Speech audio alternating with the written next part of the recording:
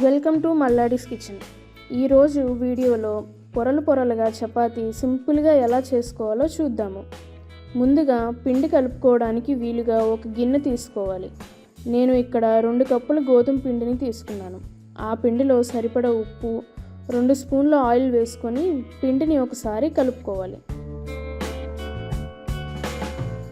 తర్వాత తగినన్ని నీరు పోసుకుంటూ కలుపుకుంటూ చెక్ చేసుకోవాలి. పక్కాగా చెప్పాలంటే గ్లాస్కి 1/2 గ్లాస్ నీరు సరిపోతాయి.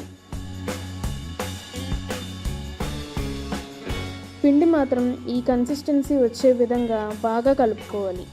కలుపుకున్న పిండి ముద్ద కవర్ అయ్యే విధంగా ఒక తడి క్లాత్ వేసి ప్లేట్ పెట్టి ఒక 15 నిమిషాలు నాననివ్వాలి. అన్నట్టు చెప్పడం మర్చిపోయానండి, మీరంతా వీడియోని చూసి లైక్ చేయటం మాత్రం మర్చిపోవద్దు ప్లీజ్. పావుగంట అయిపోయిన తర్వాత ప్లేటు మరియు తడి క్లాత్ తీసివేసి పిండిని మరొకసారి బాగా కలుపుకోవాలి. మనకి కావలసిన సైజులో పిండిని చిన్న చిన్న ముద్దలుగా చేసుకోవాలి.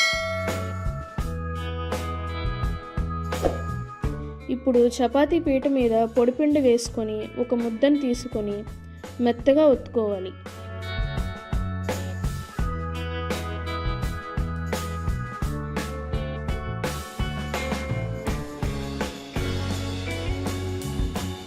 కొంచెం ఆయిల్ వేసుకొని ఈ విధంగా మడతలు పెట్టుకోవాలి.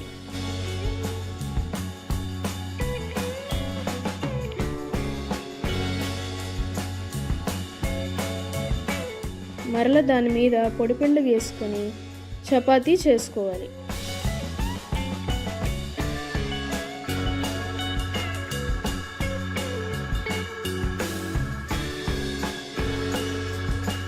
ఇప్పుడు స్టవ్ ఆన్ చేసుకొని పెనం బాగా వేడి ఎక్కిన తర్వాత చపాతీ వేసుకోవాలి.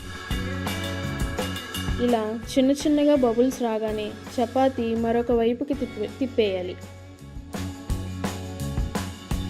ఇప్పుడు 1/2 స్పూన్ వరకు ఆయిల్ వేసుకొని 2 పక్కల కాల్చుకోవాలి. అలాగే ఇంకోసారి అటు ఇటు చపాతీని తిప్పి మంచిగా కాలగానే వేరొక ప్లేట్లోనికి తీసుకోవాలి.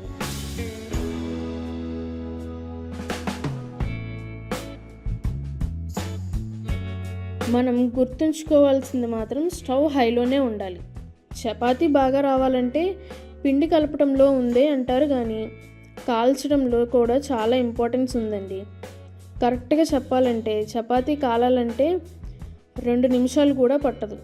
ఇక్కడ చూడండి చపాతీ చక్కగా ఎలా పొరలుగా వస్తుందో. దీన్ని మనం కర్రీతో సర్వ్ చేసుకుందాం.